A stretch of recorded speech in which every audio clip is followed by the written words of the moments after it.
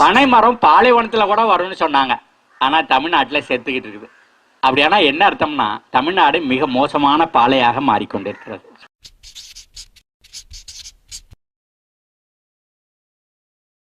ஏன் இது நடக்குது? இந்த விவசாயத்தில் பயன்படுத்துற ரசாயனங்கள் நம்ம சுற்றுச்சூழலா பாதிக்குது.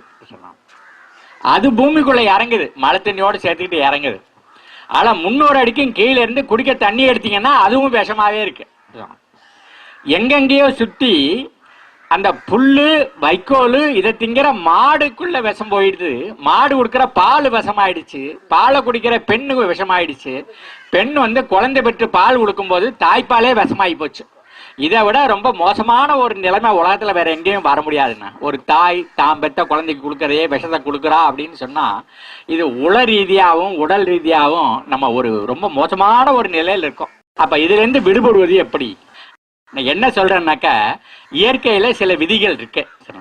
அந்த இயற்கை விதிகள் நீங்க நானு எல்லாம் பிறக்கிறதுக்கு முன்னாடியே இருந்தது. நாம செத்து போனா அதுக்கப்புறமா அது இருக்கும். அந்த இயற்கை விதிகளை மட்டும் நம்ம தெரிஞ்சுக்கிட்டோம்னா போதுமானது. நம்ம அதிகப்படியா என்ன பேசிட்டோம்னா 40 விழுக்காடு நைட்ரஜன் போடணும், N போடணும், 20 P போடணும், 20 K போடணும் அப்படின்னு. அது ரசாயனங்களை போட போட என்ன பண்ணுது, அந்த பூமியில் இருக்கிற உயிரெல்லாம் செத்து போயிடுது. இப்ப அந்த மண்ணில் இருக்கிற அந்த உயிரை வளர்க்கணும்னா என்ன செய்யணும்? ரசாயனத்தை போடப்படாது, விஷத்தை போடப்படாது. போட்டா அது செத்து போயிடும்.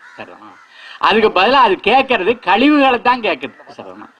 நம்ம ஆட்டுச்சாணியை போடும்போது, மாட்டுச்சாணியை போடும்போது, கோழிச்சாணியை போடும்போது, இந்த இலைதலைகளை வச்சு அதில் சாணி தண்ணியை தெளிக்கும் போது, கம்போஸ்ட் ஆக்கி மண்ணில் போடும்போது நம்ம என்ன செய்யறோம்?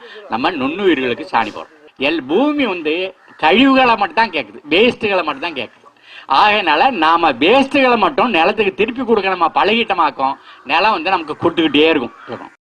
Agriculture is harvesting the solar energy. Maximum இந்த சூரிய வெளிச்சத்தை எப்படி நம்ம அறுவடை பண்ண போறோம் அதுதான். ரெண்டாவது என்னன்னாக்க, அதுக்கு துணையா நம்ம செய்ய வேண்டியது ஃபீடிங் தி பாக்டீரியா.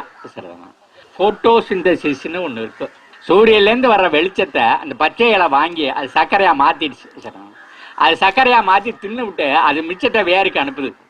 அந்த வேறு எல்லா இடத்துலையும் பரவலா ஓடி பூமியில இருக்கிற தண்ணி எடுத்து மறுபடியும் பச்சை இலைக்கு அனுப்பிச்சுடுது. இலை வேருக்கு சாப்பாடு போடுறதே ஒழிய வேறு இலைக்கு சாப்பாடு போடவில்லை. அதனால வேர்ல நான் செடிக்கு சாப்பாடு கொடுக்குறேன்னு சொன்னா அது சயின்ஸ் இல்லை. முதல்ல இதை நம்ம முடிவு பண்ணிட்டீங்கன்னா யாருனாலும் நம்ம திருப்தி பண்ணலாம். அப்ப நம்ம ஆட்டு சாணி மாட்டு சாணி இதெல்லாம் மண்ணில் போடுறோமே, அப்ப அது என்ன அப்படின்னா, அது என்னன்னா அந்த மண்ணில் இருக்கிற நுண்ணுயிர்கள் பாருங்க. நிறைய பாக்கெட்ல போட்டு விவசாயத்துலாம் கொடுக்குறோம். அசோஸ்பெயிலுங்கிறோம், ரைசோபியோங்கிறோம், பாசோபாக்டீரியாங்கிறோம், சூடோமோனாஸ்ங்கிறோம். அதெல்லாம் கண்ணுக்கு தெரியாத உயிர்கள். அந்த கண்ணுக்கு தெரியாத உயிர்கள் காத்துல இருக்கிற நைட்ரஜன் எடுத்து செடிக்கு சப்ளை பண்ணுது. பூமியில உறைஞ்சு கிடக்கிற பாஸ்பரஸை இலைக்கு சப்ளை பண்ணுது. அந்த பூமியில கிடக்கிற ஒவ்வொரு பொருளையும் பொட்டாசா மாற்றி அதுக்கு சப்ளை பண்ணுது. நீங்க எது எதெல்லாம் கடையிலேருந்து வாங்கியாந்து போடணும்னு நினைக்கிறீங்களோ அது எதையும் வாங்கியாந்து போட வேண்டிய அவசியம் கிடையாது. அவ்வளவையும் அது என்ன பண்ணுது, இந்த மண்ணில் இருக்கிற நுண்ணுயிர்கள் செய்து. அப்போ பூமியோட வளங்கிறதுனா 3 இருக்கணும்.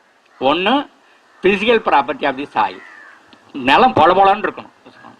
ரெண்டாவது biological property of the soil, அதுல உயிரினங்கள் இருக்கணும், நுண்ணுயிர்கள் இருக்கணும், மண்புழுவெல்லாம் இருக்கணும், பூரா இருக்கணும், தவளை இருக்கணும், நண்டு இருக்கணும்.